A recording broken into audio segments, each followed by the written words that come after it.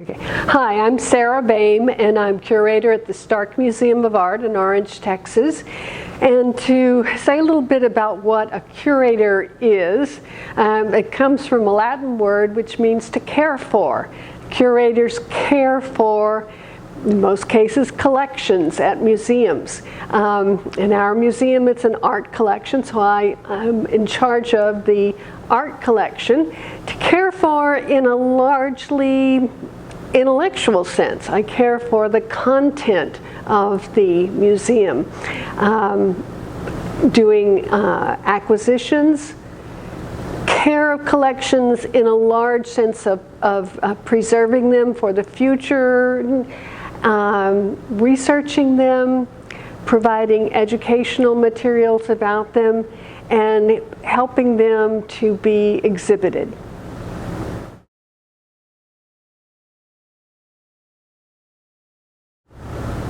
No, actually, I became interested in museum work late in my college career. Growing up as a young child, I didn't have a lot of experience with museums. There were not a lot here in Orange when I was growing up. I became exposed to museums in college and through my academic studies and job experience. I managed to become an intern at a museum while I was in my senior year in college, and that's when I began to really love museum work, bringing study that I was doing into a public realm.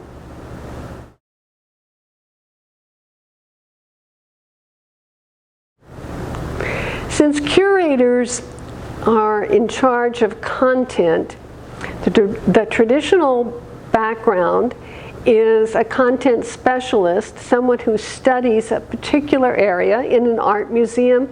It's usually studying the history of art. It can also be learning about art through studio practice. So many curators come from academic backgrounds of studying the history of art or studying making of art and the processes of art.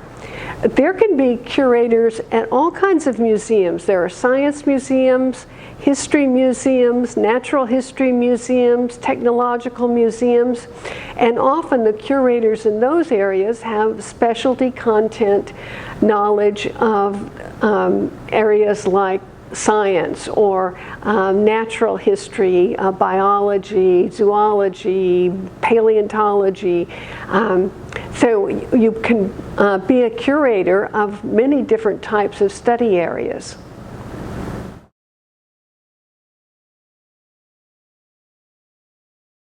Oh yes, there are a lot. As I was saying, for the content, curators usually have advanced degrees, a master's or even a PhD in the academic study or an MFA in fine arts. But there are lots of other skills that are important, and bringing those into the curatorial position can be very important. Today, some curators come with a museology background. They study particularly museum methods, how you present works of art and content in museums. And then there are skills like writing skills. It's really important to be able to write well and communicate well. Writing and speaking are important. These days, having technical skills like computer skills and technological skills using different kinds of ways of reaching the public are really important. And actually, foreign languages are important to learn. For academic training, I had to study French and Italian and German, and I even had to use Latin at various times. And today, communicating in different languages is important to reach audiences. So many museums are presenting their content in different languages, and Spanish is really important. Having a foreign language skill really helps you to think about how other people look and describe things. So I really recommend, if you can, get some foreign language skills and people skills. Working with your comrades at the museum, working with the public, working with possible donors, all of these call on your skill at interacting with people and working as a team.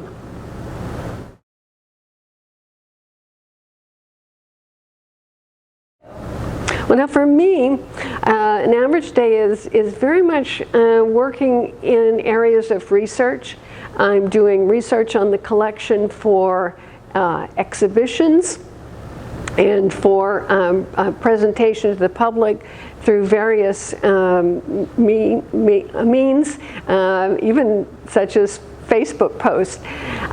So it's important that I know things about the collection and about the content. So I work in my office, I work with the database of the collections, I do research in the library, and then I interact with colleagues in meetings and sessions, working on checklists for exhibitions and other projects.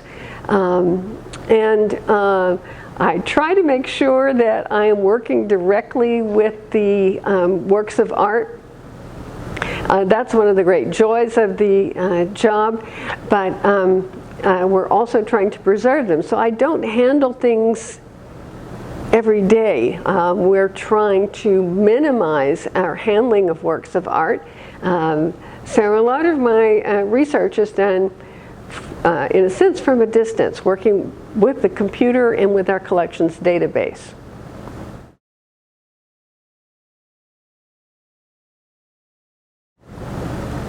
I think first you need to be curious and open-minded. You've got to want to know things and want to be able to see things in a new light, to be able to put together things, make connections, and I have a sense of curiosity and wanting to know more.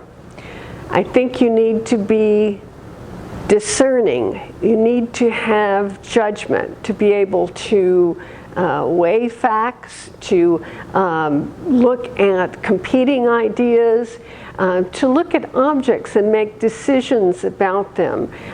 Is this the best possible presentation of an idea? Those are characteristics that are very important. And finally, I think you need to be committed. You have to have a belief that your work is important and a sense of to follow through and to want to make a difference with what you're doing.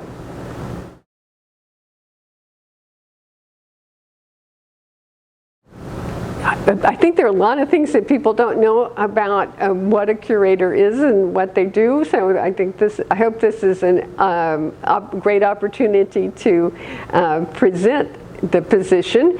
I think one thing people don't know are some of the restrictions necessary. For example, I mentioned that preservation of objects. We have to be concerned about not handling objects because the oils on our hands can be transferred to the works and can assist in deterioration. We have to be concerned about the amount of light that falls on objects. So that's one reason why we try to keep them out of the light when they're not being viewed by the public. And then there are other kinds of restrictions, and one of those restrictions is how we can use objects. I think that many people don't know that even though a museum owns an object, they may not own the copyright to it. That rests with the original artist. And those of us who work with art collections have to be very careful about copyright restrictions on certain types of objects, and needing permission from the artist or the owner to even make a reproduction of it.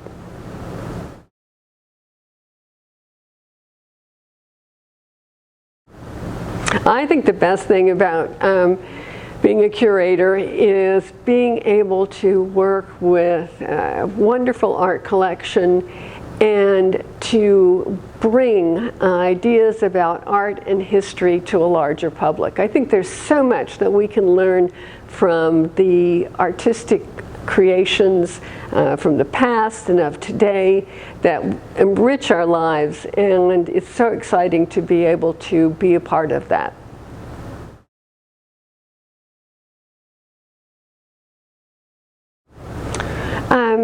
I think the most challenging part is that there's always more that I want to do than I can get done. There's always something else that, that needs to be done. There's research I want to do, and there's always details that get in the way. So the larger picture.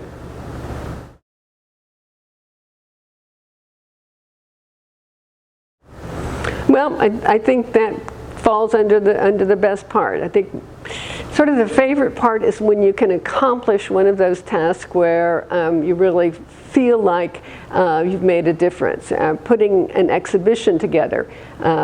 Curators have strong responsibility for the development of checklists for exhibitions, for choosing those objects. And in today's contemporary language, the verb curate gets thrown around a lot. So people will talk about curating a wine list or curating this or that. And there are similarities in that choice in choosing the best items, but that's only a small part of it. But pulling together an exhibit, a public program, a book, an article, getting a new idea out is probably the best part.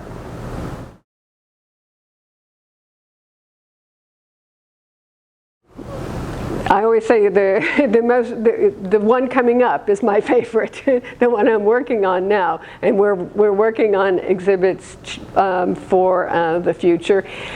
I think one of the proudest I have is Branding the American West, which was an exhibition that this museum did in conjunction with Brigham Young University, and we were able to circulate it to another museums, and we had a major publication with it. So I think that exhibition made a real important contribution to the field. So that would probably be my favorite.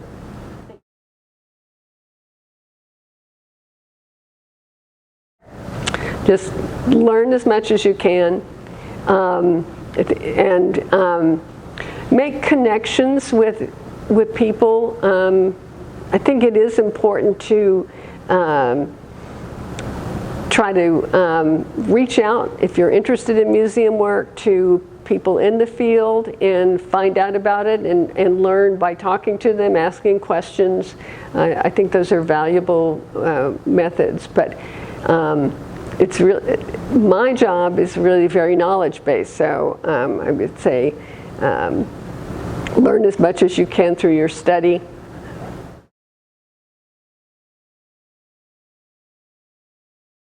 Museums can be a place of lifelong learning. So even if it's not a career for you, I just encourage you to take advantage of what museums bring to our community as ways of learning and communicating with others, being a form of recreation and entertainment, but lifelong enrichment.